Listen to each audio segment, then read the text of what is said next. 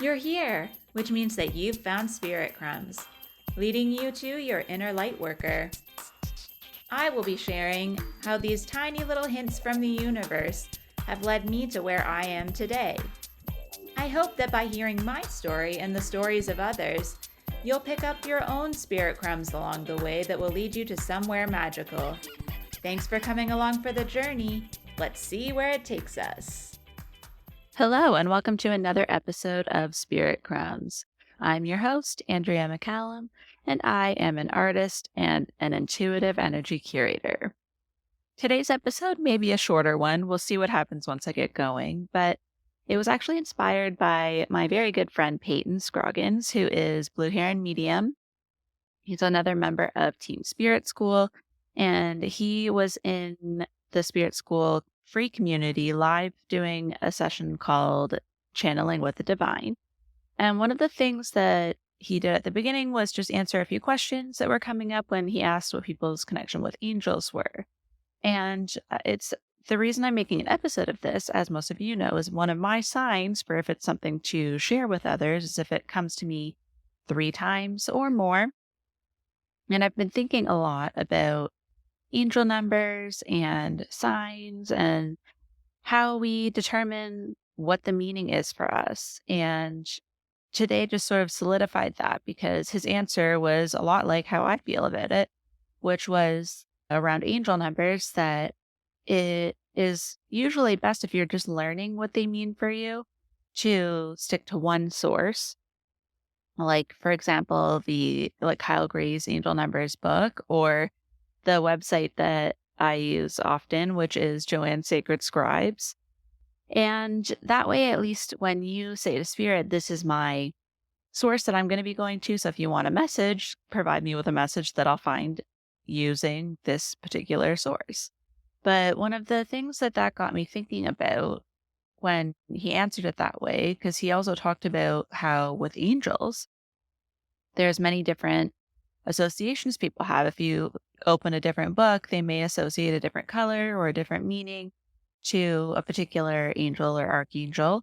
And a lot of the stories will overlap, and a lot of the history and the background around the beings will often be very similar, but the meanings and how to work with them is often just more related to someone's personal experience. And what started happening when I went to meditation was actually when Payton was leading us through, one of the things that I was being shown was the idea of signs and angel numbers and all of these things that we look for on our path is that it's a collective consensus more so than like a definition of what something means. So what I was being shown in my head was that it's kind of like Wikipedia, where it's like anyone can go in and edit and anyone contribute their experience or their knowledge on a subject. And giving credit to where we receive that is important along the path, the same way as it is, putting in the footnotes and linking to other pages. The same way, even actually now that I'm saying that, like I was talking about how it was Payton that sort of like sparked the urge to do this episode, and how I was talking about the 2 sources that we spoke about and that Payton named in his session today. And I would encourage you, if you haven't been in the Free Spirit School community, to go in and check out the replay of that, because it was a beautiful meditation and it was some great discussion as well. But what I was thinking around this idea was that sometimes we get really stuck on what something means because of the way someone else taught it to us. But something that I've done a lot on my journey is really just sit with things myself and see what it means to me based on when it's showing up or what I'm asking when I'm seeing it. So, for example, if I see the number 26, the meaning I have around the number 26 is specifically from Michelle Buchanan's numerology card deck that I use for a lot of my readings, and it's for love relationship. And though that's like the meaning in that book, it has really stuck with me, but it's kind of expanded a little bit to be that it's around opening up in a more broader sense. So if it's not if I'm asking for answers about something specific, or if I'm just sort of like asking spirit what I can focus on next. If I see 26, it doesn't mean to really put all of my energy into finding a relationship, though that can be something they're nudging me towards. For me, that's started to become a sign for being open to opportunities and heartfelt, heart centered opportunities because, again, being connected to love. And then if you put a 6 and a 2 together, it makes an 8 for abundance. And so it's had this feeling where it's kind of gone 180. I used to take it so literally. And if I would see 26 anywhere, I would be like, whoever I was, had a crush on at the time or wherever I was. And like, I'd be like, okay, it's relationship. I have to focus on finding a relationship, or this must mean this person is for me. And I took it very literally. But then over time, I've noticed the pattern of every time it starts to show up, it's really about finding heart centered opportunities. Sometimes it means creating and getting back into art. Sometimes it does mean just, reaching out and talking to people more, being more vulnerable. And sometimes it does really mean to focus on a more romantic connection. But for me, I've realized that over time, it tends to show up in repeating forms when I've been a little bit closed off or when I've been maybe a little bit complacent in my day to day things and not really doing anything that fills me up. So that has sort of happened over time. And I think that happens for many of us. Like I used to always look up like 333, 444, all of those repeating ones. But now I have a general sense of what they mean. But a lot of times, if I'm seeing all those repeating numbers where it's the same number, like 3 or more, it usually for me is just a nod from spirit saying that I'm in the right direction or that whatever I've asked them for, it's like a confirmation. I do tune into numbers a lot. So I will, for example, if it's 333, take that as more of like creativity or teacher energy and think about whether what I was asking or what I've been doing or what's happening in the moment has to do with that. And if not, again, I thank spirit for the numbers and I assume that whatever I'm doing or thinking is in the right path for me. But I just want to again just sort of feel into this idea of a Wikipedia entry as opposed to the dictionary is actually how it was shown to me. I don't think I mentioned that at the beginning. What is being shown to me as is instead of going to use these sources and these collective works, which I think is really great to be able to access, and I do use them. I have the Kyle Gray Angel Numbers book in my Kindle on my phone that I reference sometimes, or I'll look up the website, but I feel like sometimes we treat it more like a dictionary where it's like that is the definition and there's no wiggle room. And we take it again, very literally, or we take it as, unchangeable. But if you look at it as, like I mentioned before, a Wikipedia article or a collective database, it becomes more about sharing and about experience and an open dialogue that can be ever changing. And it's really interesting when you look at something like certain angels or archangels, because maybe at one point it was more like a dictionary. Like if you were in a religion where each angel or archangel or a certain deity had a very specific meaning. But if you were to not have the religious attachment, or if you start to move away from that and have a more personal connection, and even if you just happen to be in a meditation, let's say, and a certain deity or angel or archangel comes to you, and you get a sort of, I feel it always is like an imprint that I get the first time I connect with something. And that I think it's important for us to document those imprints because then when we do encounter a definition or a sense of a certain being or a description of them from somewhere else, we don't necessarily have to feel like we're wrong because it's not exactly how it was described. I think it's really interesting because some people talk about being able to see angels in their full form as like a human with the wings, sort of how we would maybe see it in a lot of books. And again, like religious depictions of angels. But a lot of people that I've talked to see them as light in a certain color, or they may just see light and get an impression of like the energy of that and how it feels to them. So sometimes it's a feeling. Color is very popular, I feel, with angels in particular, but I think it's important to know that however you're receiving that connection is your way of connecting. And Peyton actually did very much stress this point when he was speaking about them today. But I think it can be really broadened out to anything that is of a spiritual nature, because I think even myself with plants and crystals, like, yes, there is like a lot of indigenous cultures, obviously, that have connections with certain herbs, what they're used for, what they mean. And then we have witchcraft and how they're used in spells. And there's like a lot of different cultures that have meanings ascribed to them. And I do have a few sources that I use for those things as well as crystals. But I also like to meet these beings as other fellow members of the earth. And I like to connect with them on my own first and sort of feel into how I feel they're showing up. And often what'll happen is I'll meet them when I'm doing an energy session. Often my monthly sessions, the remote recharges, one will come to me and then I sort of jot down a little note beside them. Or sometimes I don't get really any particular meaning. I just know they need to be in this session. And then when I go through it all, because I provide an email summary, once I go through the whole session, I go through all my notes and I get a lot of messages and stories and other things that come up too that I share. But particularly when it comes to the plants and crystals and sometimes even animals that show up, I go through and I have a document where I've saved like my kind of like definition. And sometimes I'll add a point if something new came up. But that will then get copy and pasted into the summary. But often what happens is every session almost, or actually probably every session now, there's been at least one new plant or crystal or something that I haven't worked with before that I have my notes and then I look it up and lo and behold, a lot of the meanings are either very similar to what I have, but also the other crystals and things that are coming up. So for example, this happens with plants a lot because I haven't taken any particular herbalist courses, but they've just sort of naturally come through to me.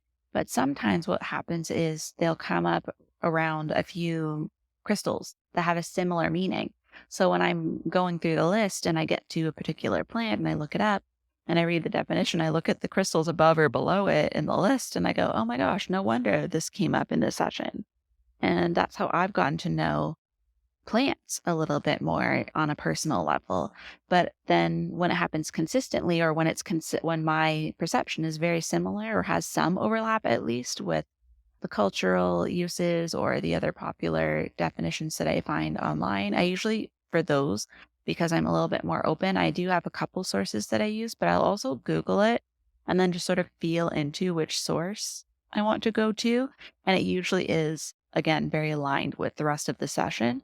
And that's usually how I do that. And then if it comes up again, if it's, if I've only used it once or twice, I'll usually continue that process and use a couple sources until I feel like I've gotten like my firm definition.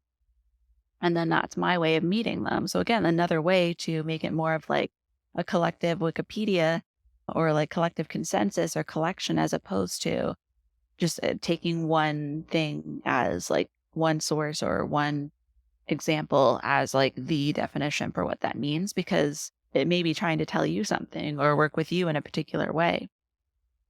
So this, again, as I continue through these examples, another example of this, which I probably have talked about in different ways, is even with oracle cards or tarot cards. Even though there is like an established meaning and archetype for the cards in, let's say, tarot, you can also start to realize that there's a pattern between, like, for example, I end up getting a lot of intuitive messages on top of whatever the card actually means. And if I feel like I'm giving similar intuitive messages all of the time with a certain card, then I'll be like, oh, actually, I think this actually might be how I relate to this card, or like what it's supposed to mean when I'm doing a reading. That's how spirit gets me to say this thing. And I tend to use cards a little bit more that way. There's one card that comes to mind specifically, which is in the Doreen Virtue Angel Therapy deck. And it's the, oh gosh, I'm not going to remember now, Indigo card, Indigo Child. I don't know what it is, but it's talking about the Indigo generation, or like highly sensitive beings having natural leadership tendencies. But the way this card was shown to me very clearly in a reading on Instagram Live, actually, was that the image is a boy pulling a unicorn in a wagon, and the boy's looking back at the unicorn. And what it showed to me was that only the boy can see this unicorn unless he's willing to say that it's real and show others. And so it was a way of saying that someone has a talent or a spiritual gift or something that is just really ready to emerge. Because then it showed me in that reading, it flipped from being this like clear, sort of like translucent, how I felt it in the wagon, to being like one of those big balloon blow up things on people's lawns. So it was like ready to show something proudly. And so that's just something that over time, when the card has come up and I started talking about the card meaning after that, I would always be shown that image by spirit. And it was like, okay, so it's less about this indigo child, highly sensitive being. That's part of it. And that is something I'll usually bring in if it feels aligned. But I know that I'm meant to talk about whatever gifts or talents they're not sharing. And that's just what that's come to me for me. And I know even Danielle Sarank, a Squamish medium, she talks about, how you'll be building your library of like symbols from spirit in mediumship. Same thing. An apple could mean something completely different to if you asked a bunch of people. I would encourage you, if you're just curious to see how this works, is like to take something like an apple and send it to a bunch of your friends. If you're in the spiritual space or if you're in the spirit school community, it could be really fun if you wanted to like post something that like means something specific to you, just to see all of the different meanings that you'll get in return. But I would encourage you to send it to some friends and family and people around you and just see like what is the first thing that comes to mind if I were to ask you what an apple means to you, if it were to come up in a reading. What would it mean to you? And just see what happens. And you can do that with a number or anything else that you really resonate with. But for example, I've been seeing 1212 a lot. And that's, again, not a repeating number. It's not a 222 or a 333. So it's really caught my attention. And when I finally went to look it up, so the Kyle Gray angel numbers goes up to 999. And if it was like 212, which sometimes I guess I've been seeing, or like 121 or something, I might have like used those definitions, but it's specifically 1212. So I went to Joanne's Sacred Scribes. She's done a whole bunch, like a lot. And one of the main messages is it's a sign to go out of your comfort zone and start new projects and things you've been wanting to do for a long time. But also, releasing fears around pursuing your passions.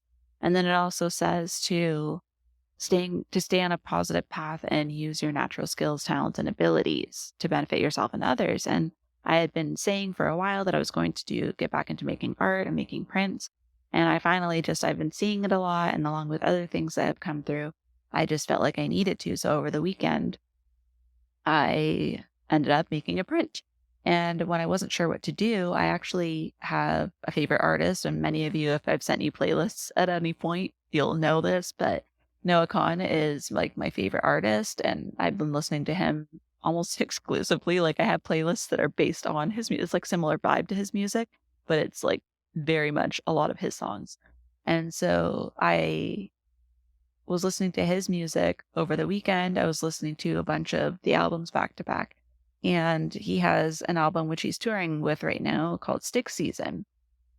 And as I've told you guys a lot of times, when there's something that is going to repeat that I need to pay attention to, it's like I'll hear a regular word and it just sticks in my brain differently and like repeats itself. And stick season, just like that phrase just stuck in my head a lot. And then what I was doing is cleaning until what I do is I just kind of like do something with movement that's like repetitive until I get an actual inspiration. And I remembered, which if you also have been listening to this podcast for a long time, you know that when I go for walks, I pick up weird little bits from nature out on the sidewalk when I go for a walk. And I have a lot of little sticks that I'm always like, I don't know if I want to make a print of like a stick. Like who's going to want to see that?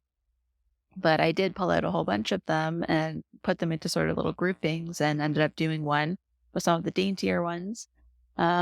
And I did it on a copper plate as a dry point instead of a lino, but that was inspired by just listening to music and, feeling into like what that means to me. And I think I could have found inspiration in many different ways, but I kept getting pulled into music. And so even a song, when you think about music, that's why it's such a powerful thing, because you can hear a song and have a specific memory that goes back to a certain time. And then the same song can mean something totally different to someone else. Like you may have a song that's related to a loved one who's passed away, but to someone else, it might be like their wedding song, or it could be a breakup song to them. So just in general, I think like what I'm bringing through in this episode is just this way to like open up our ideas of what something might mean, even though if there's like a generally accepted or like a widely accepted meaning for something, if it doesn't resonate with you and you still want to connect with it, like an angel or a number or something, there's still your way of connecting to it, and to trust that whatever keeps showing up for you is what you are meant to receive or share when you have that come up. Color is a big one, which I won't get into because that could be a whole episode. But, colors have very direct meanings for people as well. And there's feelings. That's a really great way to explore clairsentience and how you feel about something, is feeling into colors. And then, maybe asking spirit to show you colors for certain things, or in readings, if you do readings for others or healing sessions. But yeah, I just invite you to really start to think about the meanings behind things as more of a collective consensus as opposed to a definition. Like we're going more Wikipedia than dictionary. I think that's something that just came through so clearly. And I just felt like I needed to share. So I appreciate you listening to this episode. I hope that some of it resonated with you. I hope that you start to find your own meanings for signs and symbols and numbers and angels, and really start to trust that your own experience is just as valid as anyone else's, and that you don't have to limit your connections to the more generally accepted definitions and ideas of what certain beings or numbers or symbols could be. Thank you so much for joining me on another episode of Spirit Crumbs. You can find me on Instagram for this podcast at Spirit Crumbs, or you can also find me at Concrete and Crystals for my own spiritual offerings and more tidbits about my own journey. Thank you for listening, and we'll see you in the next episode.